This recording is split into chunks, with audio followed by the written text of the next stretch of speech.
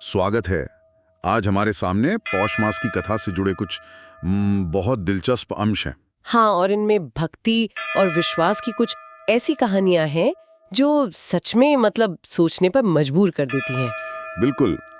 तो आज हम इन्हीं कहानियों की परतों को थोड़ा खोलेंगे और देखेंगे कि भक्ति के रास्ते कितने कितने अजीब हो सकते हैं। हमारा मिशन यही समझना है कि कैसे कभी-कभी एक कह सकते हैं गलत इरादा भी आपको भगवान तक पहुंचा सकता है। और इसकी शुरुआत हम एक बहुत ही अनोखी कहानी से करेंगे। एक चोर और भगवान कृष्ण की कहानी, जहां लूटने का इरादा भक्ति बन जाता है। ये एक बेहतरीन शुरुआती बिंदु है, क्योंकि ये कहानी भक्ति के बारे में हमारी जो बनी बनाई धारणाएं हैं ना, उन्हें पहले ही झटके में तोड़ देती है। सही बात है। ये पूछती है कि क्या मायने रखता है, आपका इरादा या आपकी लगन। बिल्कुल। तो कहानी कुछ यूं है कि एक गांव में एक पंडित जी थे। वो रोज भगवत गीता का पाठ करते थे।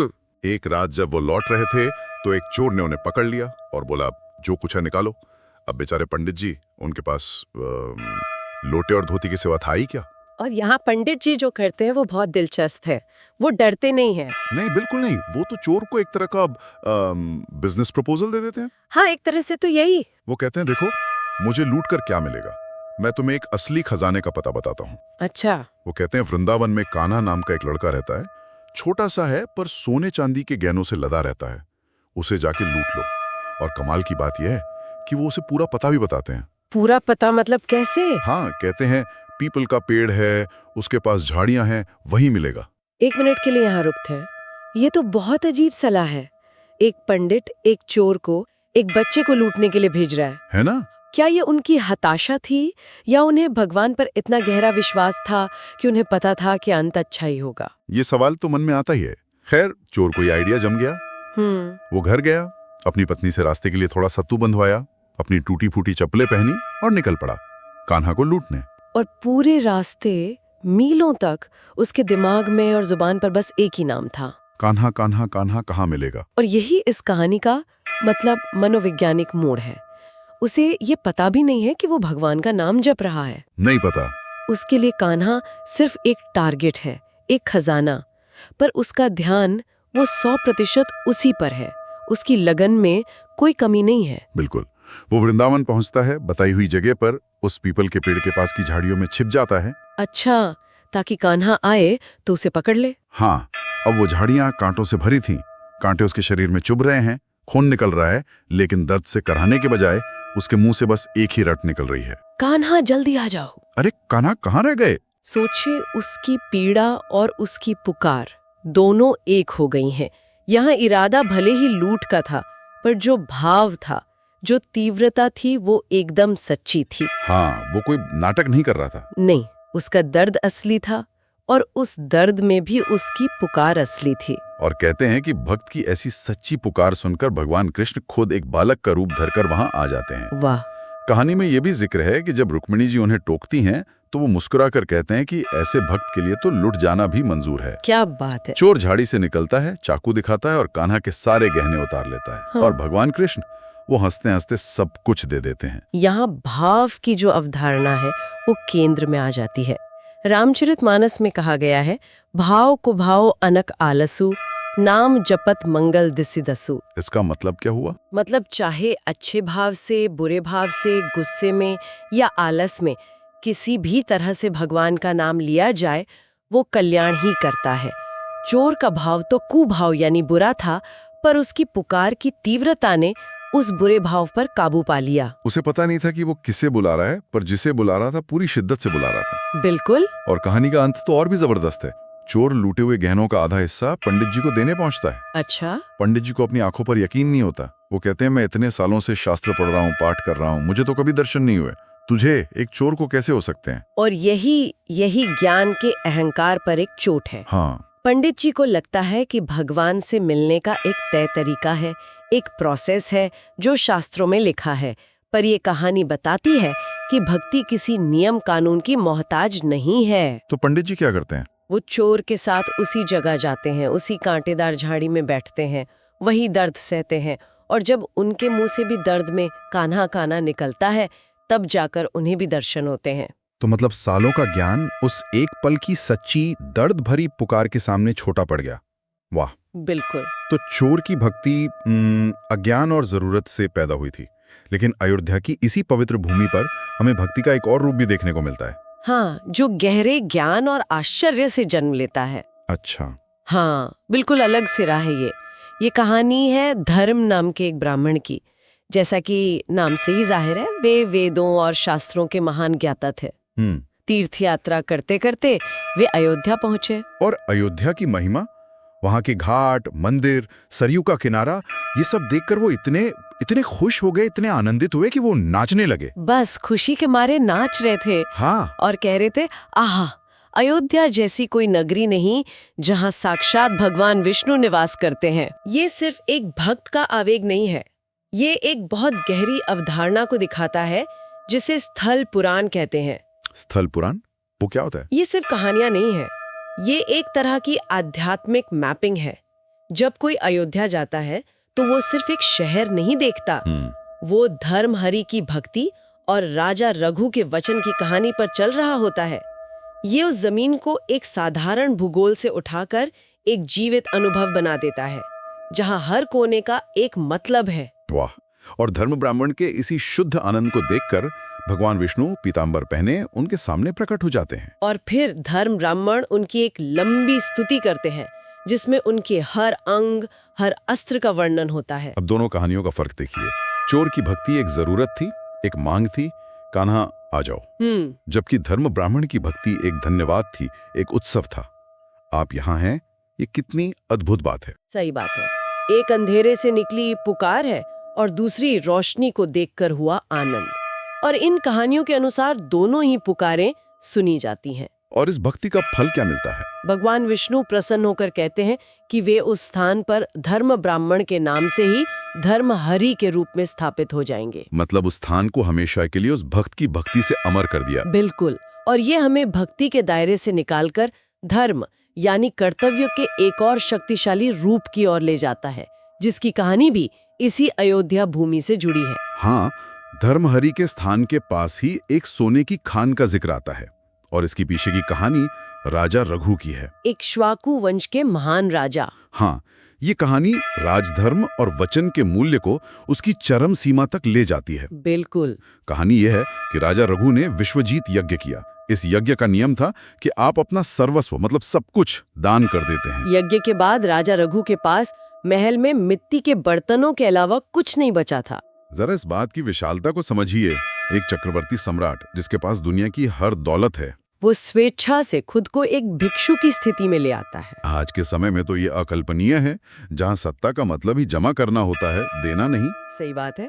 और यही कहानी में एक ट्विस्ट आता है। हाँ, ठीक उसी समय जब राजा के पास कुछ भी नहीं है, विश्वामित्र के शिष्य कौत्स मुनि गुरु दक्षिणा के लिए धन मांगने आ जाते हैं। कितना धन? 14 करोड़ स्वर्ण मुद्राएं। राजा की हालत देखकर वो शर्मिंदा होते हैं और वापस जाने लगते हैं, लेकिन राजा रघु उन्हें रोकते हैं।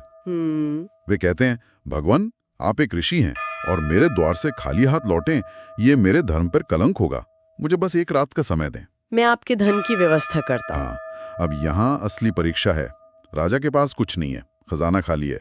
वो क्या कर सकते हैं? किसी दूसरे राज्य से कर्ज या हार मान लेना। लेकिन रघु कुछ और ही सोचते हैं, कुछ बहुत ही असाधारण। वो फैसला करते हैं कि वो धन के देवता कुबेर पर ही आक्रमण करेंगे। क्या? हाँ, ये बात मुझे तो सच में हैरान करती है। मतलब एक वचन को निभाने के लिए आप सीधे देवता से ही लड़ने को तैयार हो गए। ये तो अविश्वसनीय है। ये किस तरह की मानसिकता है? ये राजधर्म की पराकाष्ठा है। इसका संदेश ये है कि एक सच्चे राजा का संकल्प और उसका धर्म देवताओं की शक्ति से भी बड़ा हो सकता है। उसका वचन ही उसका सबसे बड़ा हथियार है। बिल्कुल। इन कहानियों के अनुसार राजा रघु के इस संकल्प मात्र से ही, उनके युद्ध की तैयारी करने की सोच से ही कुबेर इतने भयभीत हो गए कि उन्होंने रात में ही अयोध्या पर सोने की वर्षा कर दी और इस तरह वहां सोने की खान बन गई। ये कहानी प्रतीकात्मक रूप से ये दिखाती है कि एक कर्तव्यनिष्ठ शासक का इरादा इतना मजबूत हो सकता है कि प्रकृति या कहें कि ब्रह्मांड खुद उसकी मदद के लिए झुक जाता है। और कहानी का अंत भी उतना ही सुंदर है। कौत्स मुनि उस सोने के ढेर से सिर्फ उतनी ही मुद्राएं लेते हैं जितनी उन्हें चाहिए थी। एक भी ज्यादा नहीं। बाकी सब राजा को लौटा देते हैं। यहाँ कोई लोभ नहीं है। राजा ने अपना धर्म निभाया, ऋषि ने अपनी जरूरत पूरी की। दोनों ने अपने अपने धर्म का पालन किया। बिल्कुल। तो हमने देखा कि कैसे व्यक्ति का गहरा इरादा और धर्म का पालन उसे देवताओं से भी सहायता दिला सकता है। लेकिन हमारे स्रोत में एक ऐसे साधन का भी जिक्र है जो व्यक्ति को हर दिन हर पल दिव्य सहायता से जोड़े रखता है। एक तरह का निजी सुरक्षा कवच। हाँ, और उसे नारायण कवच कहा गया है। ये श्रीमद् भागवत महापुराण से लिया गया एक बहुत ही शक्तिशाली अंश है।